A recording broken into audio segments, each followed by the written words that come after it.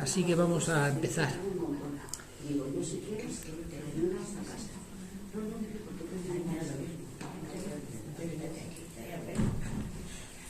Gloria al Padre y al Hijo y al Espíritu Santo. Gloria al Padre y al Hijo y al Espíritu Santo. Gloria al Padre y al Hijo y al Espíritu Santo. Muy bien, pues vamos con los tres primeros decretos, que es lo que tenemos hoy. Vamos a quitar esto de aquí y acercar más el micro, a ver si así, ¿lo veis así mejor? Casi que comérselo.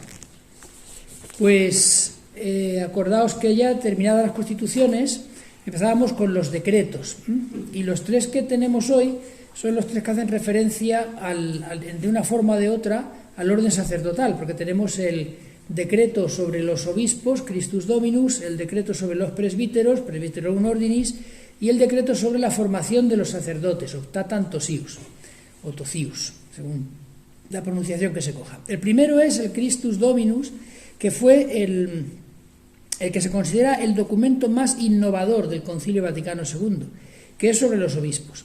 Hay cosas que luego de los obispos van a salir de los presbíteros, pero lo importante es que nos demos cuenta que este, ya os digo, que se consideró el más innovador en la elaboración de distintos documentos del concilio, ¿no? Lo primero que afirma el decreto se llama Decreto sobre la función pastoral de los obispos en la Iglesia. Y lo primero que afirma es que el romano pontífice, sucesor de Pedro, goza por institución divina de una potestad suprema, plena, inmediata y universal para cuidar de las almas. Tiene el primado de la potestad ordinaria sobre todas las iglesias. Por tanto, eso no es discutible, y eso la Iglesia siempre lo ha creído, y el primado de Pedro, y lo sigue manteniendo sin ningún tipo de cambio, porque había gente que pensaba que, bueno, vamos a hacer aquí un poco de conciliarismo, un poco de democratización. Pues no, la Iglesia es una institución jerárquica, tiene su autoridad, es Cristo, y por tanto la autoridad y el poder reside en la cabeza, que es Jesucristo. No el Papa, es Jesucristo la cabeza. El Papa es el vicario de Cristo.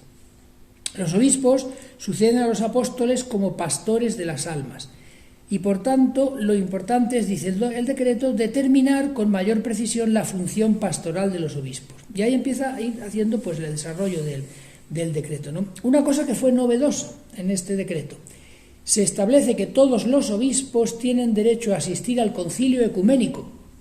O sea, hasta entonces no era así. No tienen derecho todos a asistir, por ejemplo, al sínodo. Al sínodo se llama a los que se seleccionan, pero al concilio ecuménico sí. Todo obispo tiene derecho a asistir a un concilio universal. Una ayuda más eficaz para el concilio son el sínodo de obispos. Este decreto es de los últimos que se firman, que está firmado el 28 de octubre del 65, y en ese año Pablo VI había creado el sínodo de los obispos. Quiero recordar que en septiembre del 65 creó el sínodo de los obispos, que luego que lo creó como institución. Luego ya el primero que se reúne es después del Concilio Vaticano II. Pero por eso ya la existencia del sínodo se recoge en el decreto sobre los obispos. Los obispos tienen de por sí en las diócesis que les han sido encomendadas toda la potestad ordinaria, propia e inmediata, sin perjuicio de la potestad que tiene el romano pontífice. O sea, por así decirlo, toda diócesis tiene dos obispos, el suyo y el Papa. Los dos tienen potestad. Por supuesto, el Papa está por encima del obispo, los dos tienen potestad totalmente libre en su diócesis. Y luego habla también cómo los dicasterios de la curia romana realizan su tarea en nombre y con la autoridad del Papa. Ahí luego hay que ver el grado de los documentos que se emiten. El concilio indicó que los miembros de los dicasterios fueran de las diversas regiones de la Iglesia para que todo el mundo estuviera representado, para que se viera la universalidad. Y luego también se dijo que en los dicasterios hubiera obispos, sobre todo diocesanos, y también que oyeran a laicos eminentes por su virtud, por su ciencia y por su experiencia. Y luego ya habla de la diócesis, ¿no? Una parte del pueblo de Dios que se confía a un obispo para que la paciente con la colaboración de su presbiterio. Y cada diócesis es una iglesia particular. Cuidado con esto, porque a veces incluso libros litúrgicos, estoy pensando en la oración de los fieles, se confunde, el libro oficial me refiero, se confunde la iglesia local o particular con una parroquia.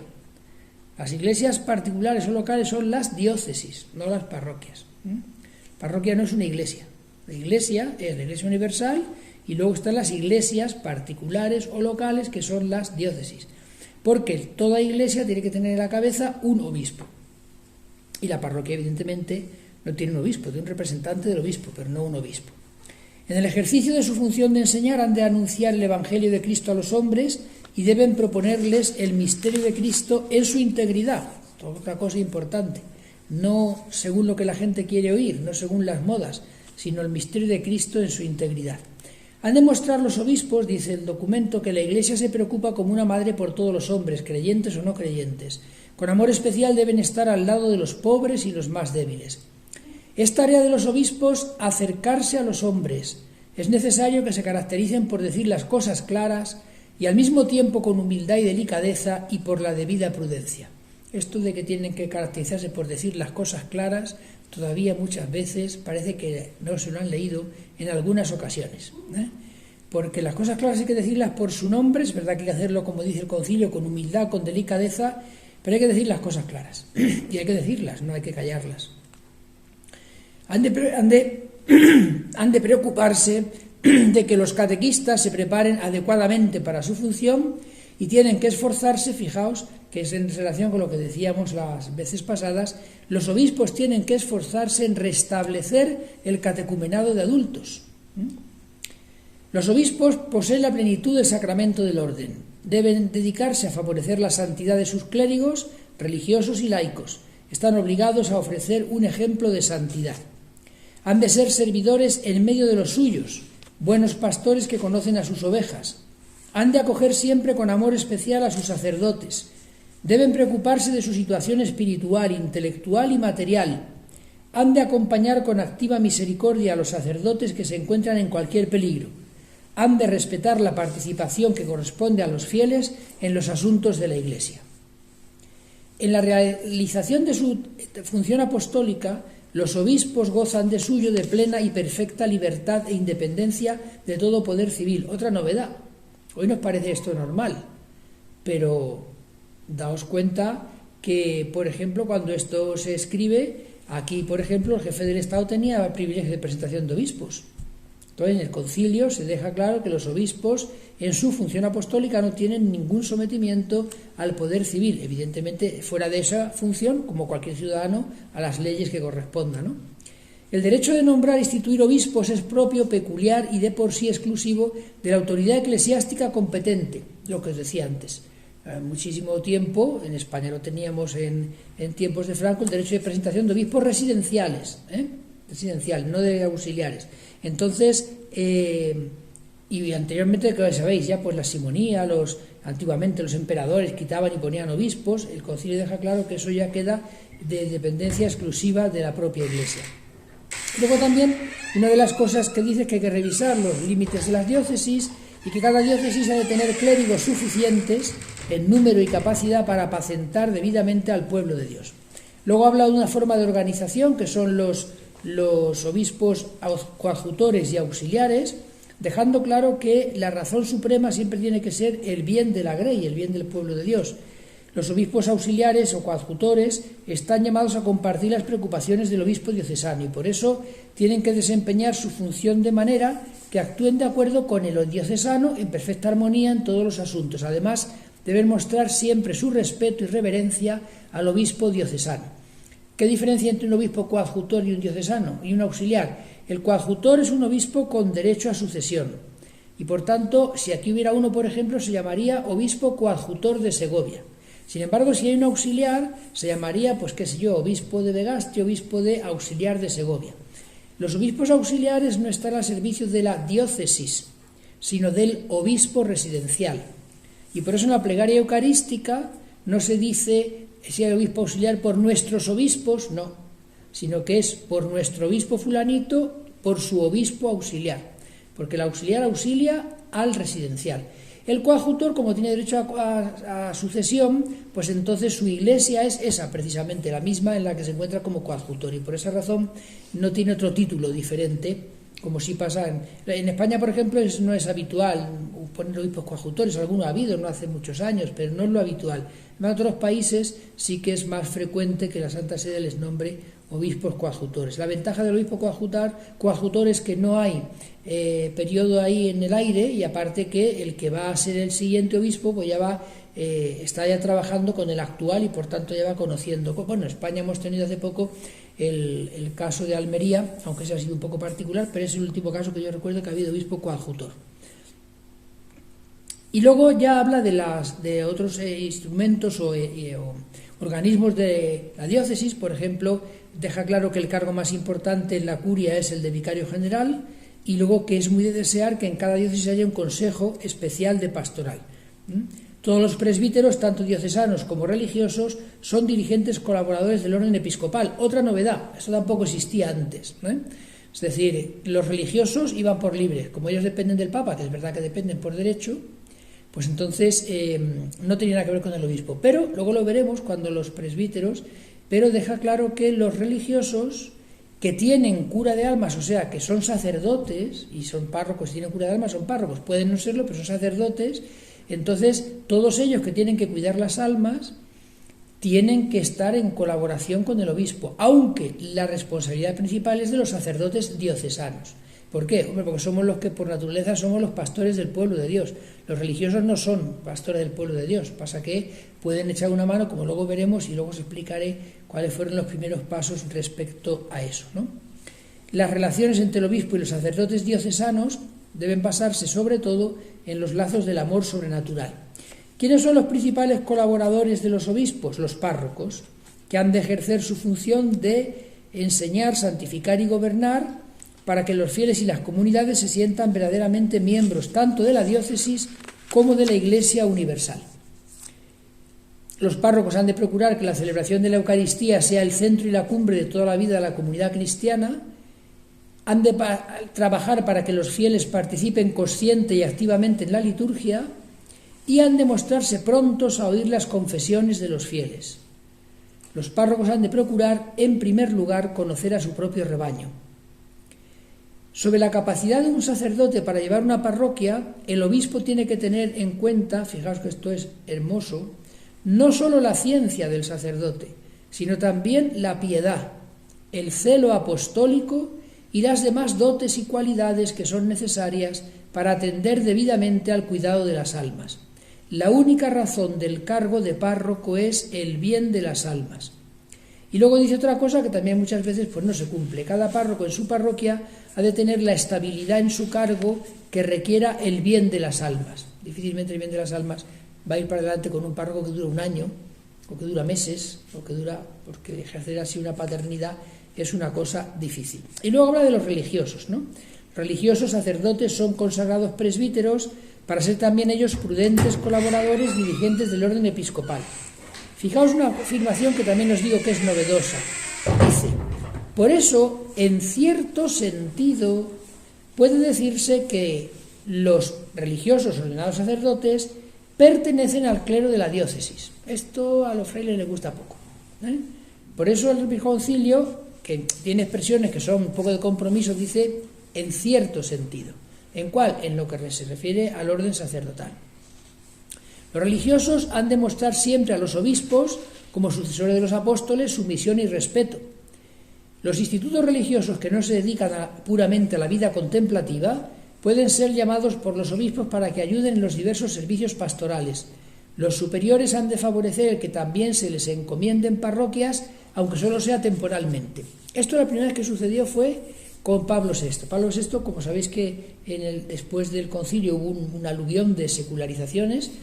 Pablo VI veía esta carpeta de las secularizaciones, la veía los martes, y decía a su secretario, que era norteamericano, Monseñor Magui, decía que un día le puso la carpeta encima de la mesa un martes y que a Pablo VI espontáneamente se le escapó decir, aquí está mi corona de espinas, decía el Papa, ¿no? Bueno, pues sabéis que se encontró con mucha carencia de sacerdotes. Entonces Pablo VI aplicó este punto del concilio y le encargó a los carmelitas calzados de Roma una parroquia, Santa María in Traspontina, que es una parroquia dedicada a la Virgen del Carmen. Si hemos llegado a la Vía de la Conciliación, pues un poquito a la derecha, por eso se llama Intraspontina.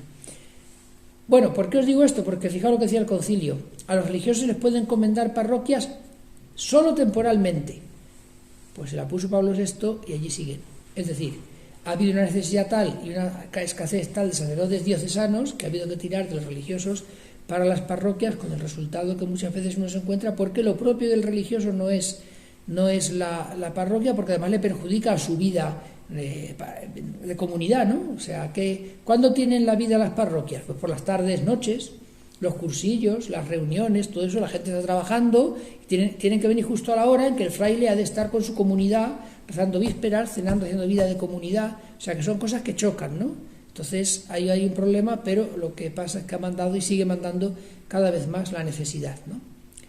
Por la exención, los religiosos pasan a depender del sumo pontífice y por tanto son sustraídos de la jurisdicción de los obispos, lo cual no impide que en lo que se refiere a la función pastoral estén sometidos a la jurisdicción de los obispos, ¿no? Es decir, efectivamente, un obispo no tiene ninguna autoridad sobre un fraile, porque el fraile depende del Papa. Ahora bien, si el fraile es sacerdote, sobre la tarea sacerdotal del fraile sí que tiene autoridad el sacerdote, el obispo, porque eso está vinculado al ministerio apostólico del obispo y no al carisma del instituto religioso correspondiente. Muy conveniente que los obispos del mismo país formen una asamblea única y que se reúnan para comunicarse las luces de la prudencia y de la experiencia. Esto es el germen, el establecimiento, por así decirlo, de las conferencias episcopales, que se comprenden como una asamblea en la que los obispos de un mismo país o de una región, un territorio, ejercen unidos su función pastoral. Y termina el documento haciendo referencia a los obispos castrenses. Estamos en el año 1965, entonces dice que la atención espiritual de los soldados exige una preocupación especial y, por tanto, en cada nación hay que erigir un vicariato castrense. Y, por tanto, los obispos diocesanos tienen que darle al vicario castrense suficiente número de sacerdotes capacitados para esta difícil misión. Esto sirvió hasta el año 1986. Hasta ese momento los obispos castrenses de todo el mundo se llamaban así, vicario general castrense o vicario episcopal, como fuera. ¿Por qué? Porque el obispo castrense de todos los ejércitos del mundo era el Papa. En 1984, San Juan Pablo II hizo una reunión universal de todos los vicarios castrenses del mundo. Y claro, él se dio cuenta que la realidad de los ejércitos en el mundo es tremendamente diversa. Y el Papa dijo, yo no puedo ser el obispo de estas cosas tan diferentes, ¿no? Y entonces, en el 1986, mediante una constitución apostólica, espiritual y militum cure, Juan Pablo II hizo que los obispos, los hasta entonces vicariatos castrenses pasaron a ser ordinariatos, es decir, diócesis. Diócesis como cualquier otra. ¿Cuál es la diferencia? Que las diócesis generalmente son territoriales y las castrenses son personales. Entonces, por eso yo cuando la gente me oye, una vez me acuerdo ¿dónde fue? En Coria Cáceres. Sí, en Coria Cáceres. Fui a celebrar la boda de un sargento y había ahí un montón de militares en la boda, yo capellán castrense y tal. Y entonces el actual arzobispo de Toledo pues era el obispo de Coria Cáceres. Y ahora pues llega el momento de nombrar al obispo en la misa, y yo pues entonces, como se nombran dos, pues entonces digo por nuestro obispo Juan, y al terminar vi una señora decirme que le había gustado mucho la misa, ¿verdad? Creo que fue por el rito hispano-visigodo, el matrimonio, no la misa, que le había gustado mucho, que tal, pero hay una cosa que no me ha gustado. Digo, ¿cuál? Que ha dicho usted nuestro obispo Juan, y nuestro obispo se llama Francisco. Y le dije, el vuestro sí, pero el nuestro no. Entonces, claro, ¿por qué? Pues porque yo, por ejemplo, soy aquí el párroco de plaza, párroco castrense de plaza. Pues entonces todos los uniformes que veis por la calle, salvo la policía local, pues son feligreses míos. Tienen también sus diócesis, pueden usar la que quieran ellos, porque son jurisdicciones cumulativas. Pero el párroco de plaza, pues el capellán que está destinado para eso, ¿no? Y lo mismo pasa con el arzobispo castrense. Si ya sabéis que tú cruzas la sierra y te vas a Madrid, ¿en qué diócesis estás? En Madrid. Y allí pides por el obispo de Madrid, aunque tú seas un cura de Segovia. Y dependes del obispo de Madrid mientras está en su diócesis. Sin embargo, en el caso de la castrense, pues un militar, yo por ejemplo tengo a mis consultados de aquí de Segovia, y si estamos en otro lugar del mundo y yo estoy con ellos, pues yo soy su párroco, estemos donde estemos, y no hay que pedir permiso a nadie para hacer ningún sacramento, porque la diócesis es personal y por tanto las parroquias son personales. ¿Hay territorios? Sí, los territorios que nosotros tenemos son los acuartelamientos, los aviones de guerra y los buques de la Armada. Esos son los territorios físicos que nosotros tenemos, pero lo demás es una diócesis personal. Eso, como os digo, se crea en el año 86. Bien, visto eso de los obispos, vamos a ver el que es el más mollar, que dice la gente, que es el de los presbíteros, donde también a veces, ya os lo adelanto, hace referencia a los obispos. ¿En qué sentido? Veis que el documento constantemente va a estar hablando de los presbíteros, pero a veces cambia el término presbítero por el término sacerdote. Cuando hace eso es porque lo que dice afecta también a los obispos. Los presbíteros son sacerdotes, los obispos son sacerdotes, los obispos son sacerdotes, pero no son presbíteros. Y los presbíteros son sacerdotes, pero no son obispos. Luego el término común es sacerdote. El sacerdocio pleno lo tienen los obispos y el de segundo grado lo tenemos los presbíteros. Los diáconos están en discusión. O sea, el Papa Benedicto XVI dejó claro que no eran sacerdotes. El concilio ahí no entra. Dice que son ordenados, se les ordena en orden al ministerio. No se dijo más. La ordenación de un diácono es paralela de un presbítero. Pero hoy día en la Iglesia lo que está dicho por Benedicto XVI es que no son sacerdotes, pero no es una cuestión cerrada ni está enseñada con carácter definitivo. Los presbíteros, para servir a Cristo Maestro, Sacerdote y Rey, se instituyen participando en su ministerio, que es en el ministerio de los obispos, y del ministerio de Cristo, por supuesto. Los presbíteros participan de la función de los apóstoles. Esto es muy importante, es algo que a veces a los obispos les rechinaba y por esa razón, no recuerdo ahora el año, podía haberlo mirado, la plegaria de ordenación de sacerdotes se cambió. Por ejemplo, la plegaria con la que fue ordenado vuestro último sacerdote ordenado, que es Álvaro, no es con la que fui ordenado yo hace 34 años casi, porque se cambió hace unos años. ¿Y para qué se cambió? Para subrayar más la apostolicidad del ministerio de los presbíteros. Es decir, los presbíteros no somos sucesores de los apóstoles, pero nuestro ministerio es tan apostólico como el del obispo, porque viene de los apóstoles, aunque el sucesor del apóstol es el obispo. Pero presbítero, su ministerio es apostólico. Los presbíteros, dice el concilio, participan de la función de los apóstoles. El fin que se proponen los presbíteros con su vida y ministerio es procurar la gloria de Dios Padre en Cristo. Y fijaos cómo describe la condición del presbítero. Los presbíteros, tomados de entre los hombres y puestos a favor de los hombres, viven con los demás hombres como hermanos. Por su vocación y ordenación están en cierto sentido puestos aparte en medio del pueblo de Dios, no para estar separados de Él, sino para consagrarse totalmente a la obra para la que el Señor los ha elegido. Su ministerio mismo exige a título especial que no se identifiquen con este mundo. Al mismo tiempo, sin embargo, requiere que vivan en este mundo entre los hombres y como buenos pastores conozcan a sus ovejas. Por eso, cabe llamarnos a los sacerdotes diocesanos sacerdotes seculares. La gente se confundía, ¿por qué? Porque a vosotros os llamado muchas veces seglares. Y claro, yo decía a la gente, yo también soy seglar. Oh, pues usted es sacerdote, sí, sacerdote secular, o sea, seglar. ¿Qué quiere decir eso? Pues que vivimos en medio del mundo, en el siglo. Y los religiosos se llaman sacerdotes regulares, que no quiere decir que no sean ni buenos ni malos, sino quiere decir que están sujetos a una regla de vida, que es la de su instituto religioso correspondiente. Por tanto, clero regular son los religiosos, clero secular somos los sacerdotes diocesanos, porque vivimos en el mundo, en latín mundo es seculum, y por tanto en el siglo. El primer deber que tienen los presbíteros es anunciar a todos el Evangelio de Dios e invitar insistentemente a todos a la conversión y a la santidad. La predicación sacerdotal resulta bastantes veces muy difícil en la situación actual de nuestro tiempo. 1965. Ahora ni os cuento.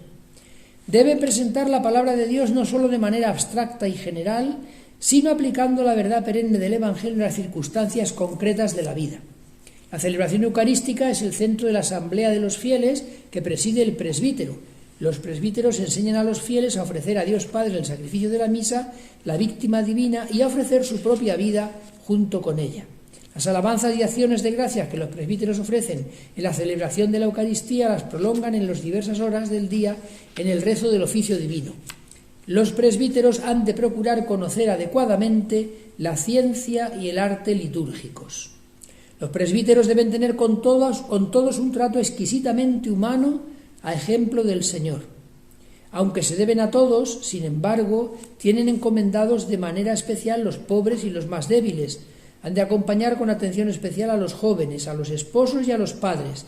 Deben preocuparse sobre todo de los enfermos y moribundos y tienen especialmente encomendados los catecúmenos y los neófitos. Los neófitos son los recién bautizados. Los presbíteros, juntamente con los obispos, forman una unidad de consagración y misión. Los obispos los tienen como colaboradores y consejeros necesarios. Recae en los obispos la grave responsabilidad de que sus sacerdotes sean santos. Fijaos, si os dais cuenta antes, en el de los obispos hemos leído que tienen que buscar la santidad a los obispos de los sacerdotes, de los laicos, de los religiosos. Y ahora deja explícitamente dicho que en los obispos recae la grave responsabilidad de que sus sacerdotes sean santos. Ningún presbítero puede realizar bien su misión de manera aislada o individualista, sino únicamente juntando las fuerzas con otros presbíteros bajo la dirección del que preside la iglesia correspondiente, que sería el obispo. Los presbíteros están unidos todos entre sí por la íntima fraternidad del sacramento. Todos buscan el mismo fin, que es la construcción del cuerpo de Cristo, y dice el concilio: esto se expresa litúrgicamente cuando se invita a los presbíteros asistentes a imponer las manos sobre el nuevo elegido. Es decir, esa imposición de manos de las ordenaciones, todos los presbíteros presentes las imponen después del obispo, no está vinculada a la que ha hecho el obispo, que es la que con la oración de ordenación crea, por así decirlo, hace al sacerdote, sino que es un signo de formar parte de la misma fraternidad, misma comunidad, y de corresponsabilidad con el obispo. Por eso, algunas veces lo he visto en una celebración, hace mal el obispo que mientras los sacerdotes imponen las manos, él se sienta como si la cosa no fuera con él. Y está mal, ¿por qué? Porque es un signo de corresponsabilidad con él. Por tanto, va directamente a él. No os digo, cuando ya estos ojitos que se han de comer los gusanos han visto que mientras los concelebrantes imponían las manos a los ordenandos, el obispo que consagraba, que ordenaba, se estaba lavando las manos suyas de haber tocado la cabeza de los otros. Penoso, pero ya os digo que eso se ha dado. Los sacerdotes ejercen en el pueblo y para el pueblo de Dios una función importantísima y necesaria de padres y maestros. Junto con todos los cristianos son discípulos del Señor. Los presbíteros son hermanos entre sus hermanos y deben reconocer y promover la dignidad de los laicos. Son defensores del bien común y al mismo tiempo son los que han de proclamar valientemente la verdad. Los presbíteros deben llevar en su corazón la preocupación por todas las iglesias. Hay que enseñar a todo el pueblo cristiano que tiene el deber de colaborar de diversas maneras con la oración perseverante y con otros medios disponibles para que la Iglesia tenga siempre los sacerdotes que necesita a fin de realizar su misión divina. Los presbíteros han de llevar muy en el corazón presentar a los fieles la excelencia y la necesidad del sacerdocio. Lo harán con la palabra y con el testimonio personal de una vida que claramente irradia alegría pascual y espíritu de servicio. De ninguna manera, dice el concilio, se debe esperar que la voz del Señor, al llamar, tenga que llegar a los oídos del futuro presbítero de forma extraordinaria. Es necesario presentar claramente en la predicación, en la catequesis, en la prensa, en las necesidades de la Iglesia local y universal, y destacar el sentido y la importancia del ministerio sacerdotal. Y ahora viene el capítulo 3, que como veis tiene un título sugerente, la vida de los presbíteros, y aquí hay pues mucha sustancia, ¿no? Os subrayo lo principal. Todo sacerdote a su manera representa a la persona del mismo Cristo. Los presbíteros, consagrados por la unción del Espíritu Santo y enviados por Cristo, dan muerte en sí mismos a las obras de la carne y se entregan totalmente al servicio de los hombres.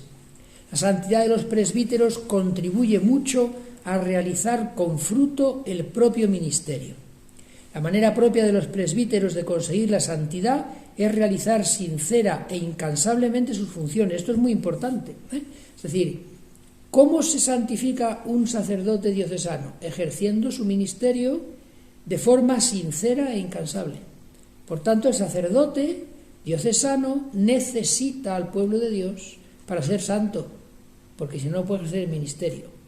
Ese no es el caso, como os decía, del religioso, que la pastoral puede convertirse en una especie de impedimento, de dificultad para la vida de comunidad, que es donde él se santifica, profesando los consejos evangélicos, cosa que el sacerdote no hace, porque el sacerdote promete respeto y obediencia al obispo, pero ni promete, no hace votos de pureza, castidad y obediencia como hace el religioso. El sacrificio eucarístico se recomienda que el sacerdote lo celebre diariamente, se recomienda, incluso aunque no pueda haber presentes fieles, porque en ese caso también es una acción de Cristo y de la Iglesia. No es obligación, pero es una recomendación viva. Practican la ascesis propia del pastor de almas, renunciando a las ventajas propias. Los presbíteros, comprometidos y distraídos en las muchísimas obligaciones de su ministerio, se preguntan con ansiedad cómo compaginar su vida interior con las exigencias de la actividad exterior. La unidad de vida no se consigue con una organización puramente exterior de las obras del ministerio, ni con la sola práctica de los ejercicios de piedad. Los presbíteros pueden construir esa unidad siguiendo en el ejercicio de su ministerio el ejemplo de Cristo, cuyo alimento era hacer la voluntad de aquel que le envió a hacer su obra. Los presbíteros conseguirán la unidad de su vida uniéndose a Cristo en el conocimiento de la voluntad del Padre y en la entrega de sí mismos a favor del rebaño a ellos confiado. Han de considerar todas sus acciones buscando cuál es la voluntad de Dios. No se puede separar la fidelidad a Cristo de la fidelidad a su Iglesia. Y luego habla más de la dimensión o de las exigencias espirituales propias de la vida de los presbíteros.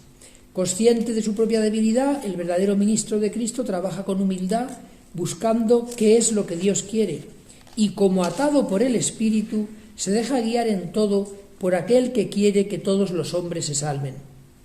La caridad pastoral urge a los presbíteros a que entreguen mediante la obediencia su propia voluntad al servicio de Dios y de los hermanos, gastándose y desgastándose con muchísimo gusto en cualquier servicio que se les haya confiado, aunque sea el más pobre y humilde. Luego habla del celibato. La perfecta y perpetua castidad por el reino de los cielos es signo y al mismo tiempo estímulo de la caridad pastoral y fuente privilegiada de fecundidad espiritual en el mundo. Ciertamente no la exige la naturaleza del sacerdocio. Sabéis que esto no es una exigencia del sacerdocio, como pasa en las iglesias católicas de rito oriental, donde se ordena a hombres casados, pero si el ordenado es soltero, tiene que prometer celibato. Eso que dice la gente, es que en las iglesias orientales los curas se pueden casar. No, eso no es verdad. Se ordena a hombres que ya están casados, pero el que está sin casar y va a ser sacerdote tiene que prometer celibato y no se puede casar una vez ordenado. Cuanto más imposible les parece a muchos la castidad perfecta en el mundo actual, con tanta mayor humildad y perseverancia pedirán los presbíteros, juntamente con la Iglesia, la gracia de la fidelidad que nunca ha sido negada a los que la piden. Los presbíteros, aunque viven en el mundo, han de ser siempre conscientes de que no son del mundo. Y fijaos aquí qué recomendaciones más aterrizadas, ¿no? Deben usar los bienes temporales solo para los fines a los que es lícito destinarlos según las enseñanzas de Cristo el Señor y las disposiciones de la Iglesia. No han de tener el cargo eclesiástico para hacer negocio, ni han de emplear los ingresos que de él provienen para aumentar su patrimonio familiar. Los sacerdotes no deben de ninguna manera poner su corazón en las riquezas y han de evitar siempre toda codicia y abstenerse cuidadosamente de todo tipo de negocios. Más aún, están invitados a abrazar la pobreza voluntaria, con lo que se identificarán más claramente con Cristo y estarán más liberados para el ministerio sagrado. Los presbíteros y también los obispos han de evitar todo lo que de alguna manera pueda alejar a los pobres, desterrando de su vida todo tipo de ostentación. Su casa ha de ser de tal manera que parezca a todos accesible y que todos, incluso el más humilde, se atrevan a frecuentarla. Fijaos, bajar hasta el detalle de cómo tiene que ser la casa donde vive tanto en este caso el presbítero como el obispo. Y luego, ¿qué medios tiene para su vida? pues el ejercicio constante del ministerio, en la Santísima Virgen María un ejemplo de docilidad, y por eso dice el concilio que los presbíteros han de venerar y amar con devoción y culto filial a la Madre del Sumo y Eterno Sacerdote, Reina de los Apóstoles y protectora de su ministerio. La ciencia de un ministro sagrado debe ser sagrada porque tiene su origen en una fuente sagrada y tiende a un fin sagrado. Por tanto, se anima a los presbíteros a que perfeccionen adecuadamente y sin interrupción sus conocimientos, tanto religiosos como profanos, y así se preparen a entablar un diálogo más oportuno con sus contemporáneos. Y luego habla de que los presbíteros merecen recibir una justa remuneración que les permita tener cada año un tiempo de vacaciones suficiente, lo cual deben procurárselo los obispos. Y termina diciendo, con otro aterrizaje a la realidad, ¿no? Este sacrosanto sínodo contempla los gozos de la vida sacerdotal, pero tampoco puede pasar por alto las dificultades que experimentan los presbíteros en las actuales condiciones de vida. Los ministros de la Iglesia se sienten en este mundo como ajenos a él. Los nuevos obstáculos que se oponen a la fe, la aparente esterilidad del trabajo realizado y la amarga soledad que experimentan pueden ponerlos en peligro de perder los ánimos. Los presbíteros han de tener presente que nunca están solos en la realización de su tarea, sino que Dios Todopoderoso les ayuda con su poder. Con la fe en Cristo, que los llamó a participar de su sacerdocio, han de entregarse a su ministerio, sabiendo que Dios es capaz de aumentar en ellos el amor. Es necesario que los guías del pueblo de Dios caminen movidos por la fe. Este documento, este decreto, se firma el 7 de diciembre del 65, la víspera de cerrar el Concilio Vaticano II. Justo la víspera. Y el último, y ya luego pasamos a vuestras preguntas, que verdad que tendréis más de una, espero, es el decreto sobre la formación sacerdotal. Fijaos qué afirmación tiene en el proemio. La deseada renovación de toda la Iglesia, esto depende en gran parte del ministerio de los sacerdotes. ¿Sabéis que el concilio, todo él, lo que pretende es la renovación de toda la Iglesia? Pues dice, depende eso del ministerio de los sacerdotes, no exclusivamente, pero sí en gran parte. Y dice, conociendo esto muy bien, el Santo Sínodo proclama la grandísima importancia de la formación sacerdotal. Si gran parte de la tarea depende de los sacerdotes, es muy importante formar buenos sacerdotes, y hace un decreto específico para esto, ¿no? Toda la comunidad cristiana tiene el deber de fomentar las vocaciones y debe procurarlo, ante todo, con una vida plenamente cristiana. Hay que trabajar en la formación de los jóvenes y los sacerdotes también tienen que trabajar en la promoción de vocaciones. Y además el Santo Sínodo recomienda los medios tradicionales, oración frecuente, penitencia y mayor formación de los fieles cristianos. Para la formación de los sacerdotes son necesarios los seminarios mayores, donde toda la formación de los alumnos debe estar orientada a formarlos como auténticos pastores de almas. Ojo a lo que viene ahora, otra asignatura pendiente muchas veces. Hay que elegir a los formadores y profesores de los seminarios de entre los mejores y deben prepararse cuidadosamente con doctrina sólida, experiencia pastoral adecuada y formación específica espiritual y pedagógica. Los formadores y profesores deben ser conscientes de que su manera de pensar y de actuar marcan el éxito de la formación de sus alumnos. Y ahora vamos al alumno, al candidato. Hay que examinar con cuidado atento la rectitud de intención de los candidatos y la libertad de su voluntad, su idoneidad espiritual, moral e intelectual, su adecuada salud física y psíquica, sopesando también la capacidad de los candidatos para sobrellevar las cargas del sacerdocio. Hay que proceder siempre con la debida firmeza, aunque haya que lamentar la falta de sacerdotes, pues Dios no permitirá que su Iglesia carezca de ministros si se promueve a los que son dignos. Fijaos, no hay que hacer rebajas. Seguimos en ello, Como hace falta curas, candidato que vuela a la cazuela. Y luego pasa lo que pasa. Porque un mal cura hace un daño a la Iglesia tremendo, tremendo. Y por eso el concilio lo insiste. Pero luego llega la angustia, ¿no? Decía una vez en una reunión de rectores del seminario, había venido el obispo, que tenía un arzobispo mexicano muy gracioso porque era mexicano, hablaba en español, pero era de padre mexicano y de madre china. Y claro, tenía carita de medio chino, y era, no me acuerdo del nombre, pero lo han hecho ahora arzobispo de una diócesis mexicana. Un gran hombre, ¿no? Y lo vengo a decir por esto. Uno de los rectores, después de que el arzobispo estuvo hablando de todas estas cosas que dice el concilio, y de documentos posteriores que hay de la ratio institutionis sacerdotalis, ¿no? Documento que marca el concilio para cómo formar los curas en cada cierto tiempo, se ha renovado hace unos años, le dice un rector de un seminario: señor arzobispo, todo lo que usted dice está muy bien, pero cuando yo tengo en el seminario de mi diócesis dos candidatos, usted no se puede imaginar la presión que yo recibo del obispo, de los vicarios, de los curas, para que se formen cuanto antes y salgan, porque hacen falta curas. Y le contesta el arzobispo con esa carita así un poco de chino pillo, ¿no? Decía: yo entiendo su presión, pero tenemos que darnos cuenta también los obispos, que cuando presionamos para tener curas sacados a prisa, luego esa presión se convierte en una depresión que te viene encima por ver los destrozos que puede hacer un cura mal formado o de una vocación mal discernida.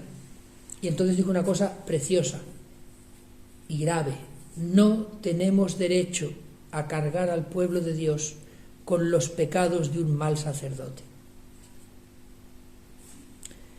Bien, pues os lo decía por esto, que habla de que no se hagan rebajas a pesar de que no haya sacerdotes. El Señor mandará ministros a su iglesia. Si se llevan al ministerio a los que son dignos. Sabéis que es una pregunta del ritual de órdenes, ¿no? ¿Sabes si es digno? Pregunta el obispo al que presenta al candidato. La formación espiritual tiene que estar en íntima conexión con la intelectual y con la pastoral. Los alumnos aprendan a vivir en trato familiar y constante con el Padre por su Hijo Jesucristo en el Espíritu Santo. En el seminario han de aprender a buscar a Cristo y a amar y venerar con confianza filial a la Santísima Virgen María. Se han de fomentar en el seminario los ejercicios de piedad recomendados por la venerable tradición de la Iglesia, pero, dice, han de cuidarse que la formación espiritual no se reduzca solo a ejercicios de piedad, ni que cultive únicamente el sentimiento religioso. Los alumnos deben aprender a vivir según el estilo del Evangelio. Han de estar penetrados del misterio de la Iglesia. Deben comprender claramente que no están destinados al mando o a los honores, sino a entregarse totalmente al servicio de Dios y al ministerio pastoral. Hace poco me decían de un seminario en España que había un seminarista que decía que él estaba allí para luego ser diplomático, para ser alguien importante y destacado, y no para ser un cura de pueblo.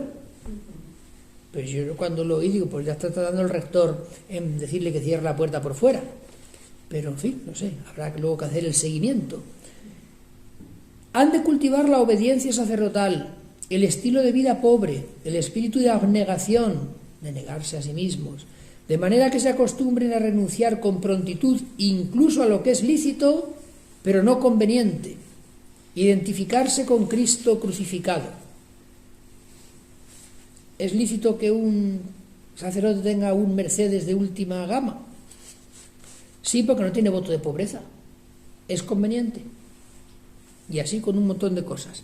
Y quien dice un Mercedes de última gama, dice ropa de marca. Por decir algo muy aterrizado. Que hay mucho del sindicato del cocodrilo. Y luego habla del celibato sacerdotal. Deben abrazar ese estado con un corazón muy agradecido, no solo como un precepto de la ley eclesiástica, sino como un don precioso de Dios que pedirán humildemente y al que se apresurarán a responder libre y generosamente. Hay que advertirles en el seminario de los peligros que acechan a su castidad. Hay que cultivar la debida madurez humana, demostrada en la estabilidad psicológica, en la capacidad de tomar decisiones ponderadas y en el modo recto de enjuiciar acontecimientos y personas. Los alumnos han de formar con rectitud su propio carácter, la buena educación en el actuar y la discreción en el hablar. Hay que apreciar la disciplina de la vida del seminario para adquirir el dominio de sí mismo, favorecer una sólida madurez personal. Toda la vida del seminario, penetrada de amor a la piedad y al silencio y de preocupación por ayudarse mutuamente, debe estar organizada de tal manera que se haya una iniciación a la futura vida que tendrá que llevar el sacerdote. Y luego habla que de revisar los estudios eclesiásticos, ¿no? Enseñar la historia de la filosofía para que los alumnos sean capaces de descubrir las raíces de los errores y refutarlos, prestar atención especial a las relaciones entre la filosofía y los verdaderos problemas de la vida, la teología enseñada a la luz de la fe bajo la guía del magisterio de la Iglesia, recibir doctrina católica, no opiniones teológicas, que es lo que se da en muchos seminarios todavía, por desgracia, doctrina católica, conocerla en profundidad, convertir en alimento de su propia vida espiritual, ser capaces de anunciarla, explicarla y custodiarla en el ministerio sacerdotal, formarse con especial empeño en la Sagrada Escritura e iluminar los misterios de la salvación, ojo a esto, que no se hace ni caso, teniendo por maestro a Santo Tomás. Estudia la Suma Teológica en ningún seminario hace muchos años, y él dice claramente en ese concilio que el maestro debería ser Santo Tomás. Han de aprender a reconocer los presentes, los misterios de la salvación y operantes en las acciones litúrgicas y en toda la vida de la Iglesia. Deben aprender a buscar soluciones a los problemas humanos a la luz de la revelación. Y luego deben formarse diligentemente en lo que se refiere al modo peculiar del ministerio sagrado, cultivar cualidades que capaciten para el diálogo con los hombres, para escuchar a los demás, para abrirse a ellos en cualquier situación humana. Tienen que estar penetrados de espíritu católico para que se acostumbren a superar las fronteras de su diócesis, otra enfermedad de nuestra Iglesia, la diocesanitis. Yo soy cura para Segovia, yo soy cura para Madrid, no, tú eres cura para la Iglesia universal. Y la Iglesia dirá, si la sirves toda tu vida hasta tu muerte, en el pueblo en que naciste, cura Pilongo, se la bautizaba allí, o en el Polo Norte, porque tú estás al servicio de la Iglesia universal, a la que siempre servirás una iglesia particular, pero es la Iglesia la que dirá en qué iglesia particular la sirve, según sus necesidades, ¿no? Y luego iniciarse en la actividad pastoral por prácticas pastorales, ojo, tanto durante el curso como durante las vacaciones, que es una forma elegante de decir que un seminarista no puede tener vacaciones. Tiene otra actividad que no es ir a clase, pero vacaciones. Ala, niño, tú como el de cualquier facultad, último examen en julio, ala, hasta septiembre, octubre. No. Bien, yo he terminado. Así os toca a vosotros, de esto que habéis escuchado hoy de obispos, presbíteros y formación de los mismos, sobre todo los sacerdotes, lo que queráis preguntar, decir, aportar.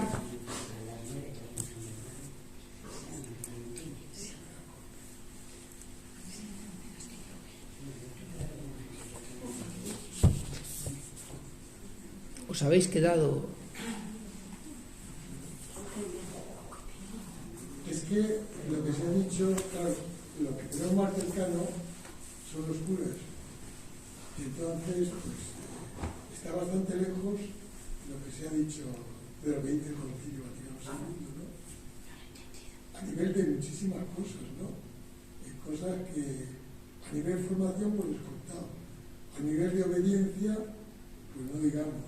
A nivel de vida sacerdotal, pues también deja mucho que desear y que se pone de manifiesto seguramente porque los encargados de los seminarios pues a lo mejor tienen demasiada prisa por ordenar sacerdotes dadas las escasez que existe. Todas estas situaciones y luego pues hay como muchas incongruencias desde mi punto de vista naturalmente, ¿no? Lo de las vacaciones, que es un tema que a muchos curas les preocupa porque están cansados, que también entiendo que estén cansados, ¿no? Entonces, pues un mes de vacaciones, algunos dicen, yo tengo derecho a un mes de vacaciones. pues sí, lo puedes tener derecho, pero moralmente plantéate la situación. A nivel de formación, de comunión, pues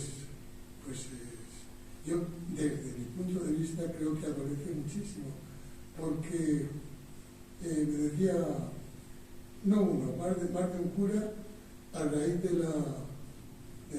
la asamblea esta que tuvisteis en Ávila, estaban encantados, y yo dije, ¿qué habéis hecho? Y dice, nos hemos empezado a conocer, y nos vamos a reunir todos los años. Y yo, pues mira, ya es un punto importante, porque me da la impresión de que existe un desconocimiento, y a mí lo que más me parece que yo entiendo que es difícil, es la falta de unión entre los curas.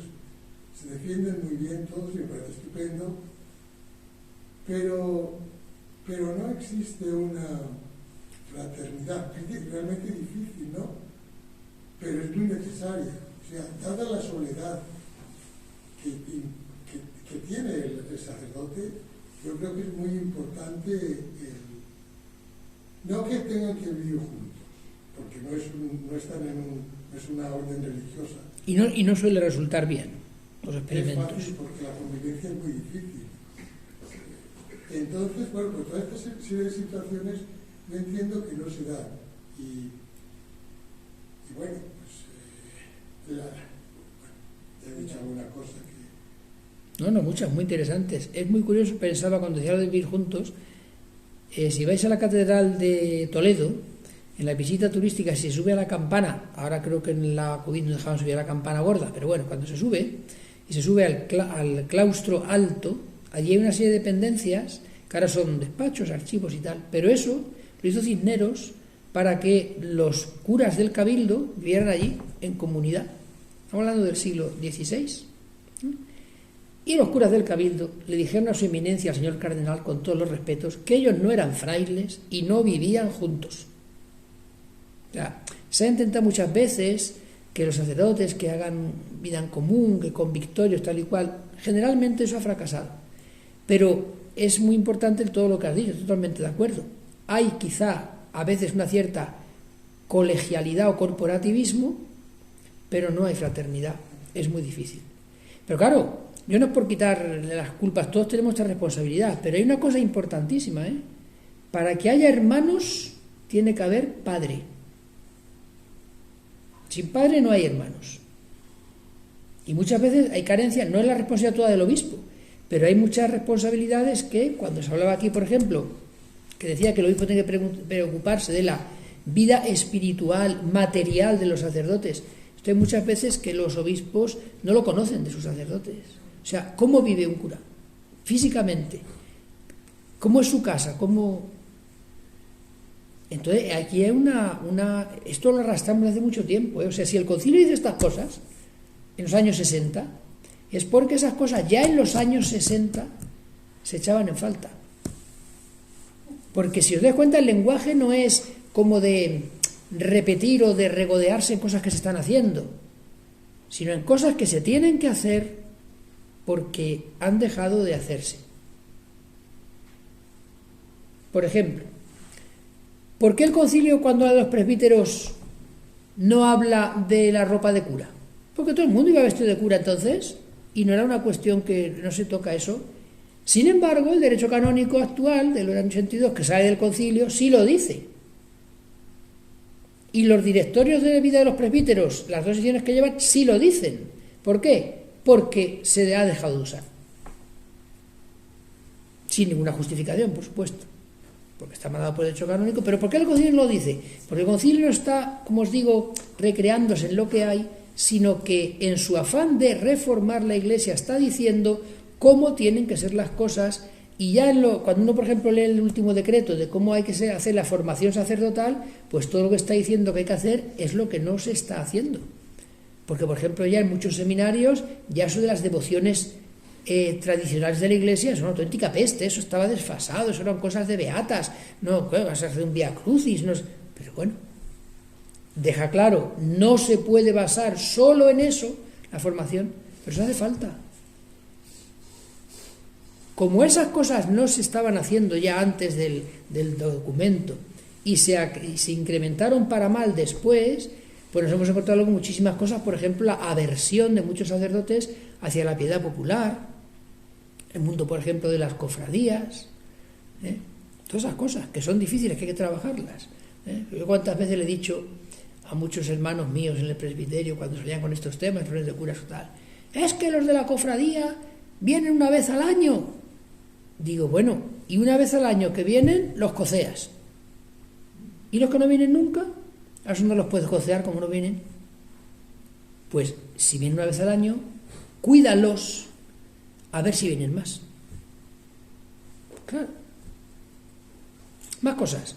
Totalmente de acuerdo con todo lo que has dicho. Y el problema es muy grave, porque no levanta cabeza. Pasa el tiempo y no levanta cabeza. Sí. Sobre la formación dentro de una diócesis,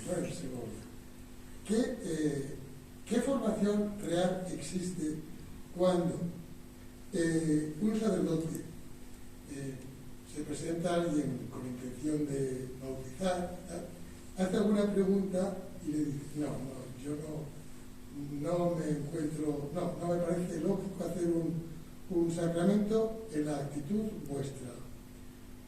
Bueno, da igual, pues me iré al otro y me lo va a hacer. O sea, dentro de la... Sí. Porque luego existe un código, ¿no? Digamos. Sí. Y esto no se respeta. No. El obispo... Eso es lo que es muy grave. Y fíjate que en eso es grave, pero hay otro terreno más grave, que es el moral. Claro. Lo que en una parroquia es pecado, no voy a decir que en la de enfrente es virtud, pero ya no es pecado. Y claro, la gente sabe, o sea, igual que me decía una vez un compañero mío castrense que dice, vamos, si yo cometiera tal pecado, buscaría para confesarme al capuchino más sordo de Madrid. Decía él, ¿no?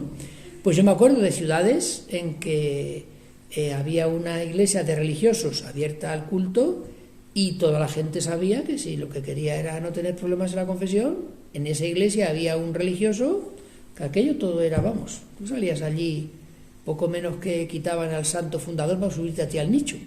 Es decir, eso es verdad. ¿Y qué pasa? Pues la falta de la paternidad y de la unidad, todo eso es... Hoy ya estamos en una crisis muy grave de obediencia, pero ya no obediencia al obispo, sino obediencia a la ley de Dios y a la Iglesia. Porque la gente nos pregunta, ¿y es que no hay escrito? Sí, está escrito, sí. Está escrito todo. Otra cosa no tendremos en la Iglesia, pero códigos y códices y normas, pero está dicho, como os acordáis que lo dijimos cuando la liturgia. Que no hay una forma de decir misa, pues ir a que dice el misal. Y donde el misal deja creatividad, pues muy bien, pero donde no, pues aún así, bueno, me han contado algunas cosas que son terribles, ¿no? Pero bueno, somos pecadores y hay que rezar mucho por los curas, que es otro pecado de omisión del pueblo de Dios. Acordaos de una cosa que creo que os dije. San Juan Pablo II, papa muy querido pero poco obedecido, instituyó un día al año para que toda la Iglesia rezara por la santidad de los sacerdotes. Orientó a que preferentemente fuera el día del Sagrado Corazón de Jesús, pero podía ser otro. Pero cada año la diócesis tiene que tener un día para eso. ¿Cuántas diócesis en España tienen esto? Y mira que tenemos jornadas de todo, muchas de ellas con colecta. Pues yo miro el calendario litúrgico nacional y no pone jornada de oración por la santidad de los sacerdotes. Y esto es fundamental, porque si no pedimos eso a Dios, ser santos, el concilio dice que es difícil en su tiempo, imaginaos ahora. Porque en su tiempo todavía está hablando de una sociedad que culturalmente es católica. Pero es que lo que tenemos hoy no es indiferencia hacia la fe católica, sino que es hostilidad. Y subrayo hacia la fe católica. Porque luteranos, todos los problemas que tenemos nosotros, por supuesto los musulmanes que son intocables, pero nosotros, los católicos, si es que hagas lo que hagas, ¿y cómo se fortalece eso? O sea, por una parte eso es apasionante, pero no podemos ser ingenuos. Y creo que nos conformamos con ir tirando, con pensar que seguimos una especie de sociedad, de una especie de catolicidad. No es así. Y esto no toca fondo, No toca fondo, o sea que tampoco no nos asustemos, pero recemos mortifiquémonos, hagamos penitencia, como decía uno de los decretos, porque esto no ha tocado fondo, esto sigue empeorando. Y luego lo que hay que hacer es coger el toro por los cuernos y decir, bueno, pues es que no podemos seguir como estamos, es que a lo mejor pues ya hay muchos sitios en los que, ya sé que en Segovia hay muchos sitios que no hay misa todos los domingos porque va a hacer la palabra, tal, no sé, pero es que a lo mejor todo eso hay que planteárselo de otra manera. Jesucristo dijo, a vino nuevo, odres nuevos. Y yo creo que nos seguimos pasando la vida remendando los odres viejos con unos esquemas que pudieron servir en otro tiempo, pero ya no sirven. Es decir, hay cosas que hay que hacer de otra manera. De otra manera. Así que hay que rezar mucho por los sacerdotes y por supuesto por los obispos, que tienen una responsabilidad grandísima. La última, para terminar, si la hay, y si no, nos vamos. ¿Hay algún tipo de, a mí se me ocurre, de formación continuada en el presbítero o en el sacerdote para evitar o para prevenir las desviaciones litúrgicas, ciertas interpretaciones que se dan? Porque ahora mismo lo que se percibe y se ve que parece que la Iglesia, que tiene que ser una, hay un mensaje aquí, en otros sitios el mensaje es matizado y en otros sitios el mensaje es totalmente diferente o escandaloso.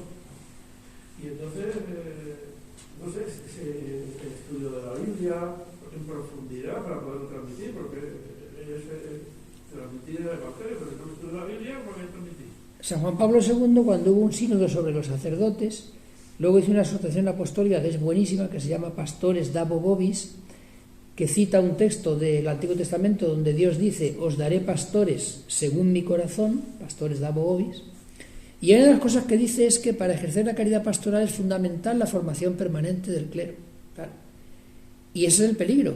Es decir, que aquí parece que uno termina el seminario, te ordenan y ya eres dueño y señor de lo que te dé la gana hacer porque eres sacerdote. Sí, es verdad que has recibido la autoridad apostólica, pero precisamente por eso tienes que ser más cuidadoso, ¿no?